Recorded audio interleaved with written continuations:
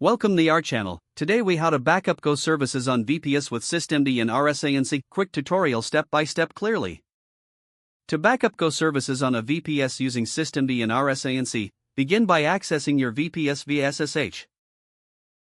Log in with your credentials. Ensure you have rsync installed on your server.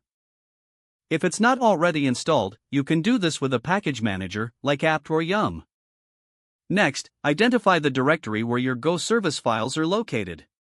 Make a note of this path for the backup process. Ensure that your service is properly managed by systemd. Check the service status with the command system status your Go service. This confirms that the service is running correctly. Now, create a backup directory where you will store your backups. This can be located on the same server or on a remote server. For a remote destination, ensure that SSH access is properly configured.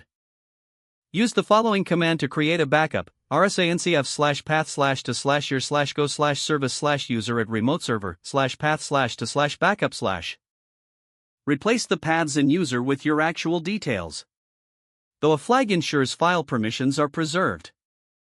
The V flag provides verbose output during the backup process.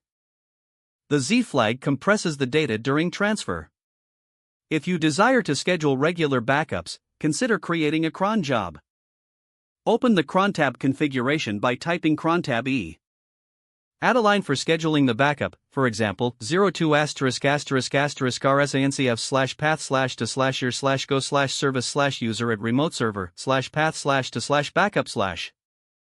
This schedules the backup to run daily at 2 a.m. After saving the cron tab, your backups will be automated. Finally, verify that your backups are successfully created. Check the backup directory for the latest files. This concludes the process of backing up Go services on a VPS using systemd and rsync. If the page does not load, refresh the browser or try again in a private or incognito window. Make sure you are using the correct email address, then retype it carefully to avoid small typos.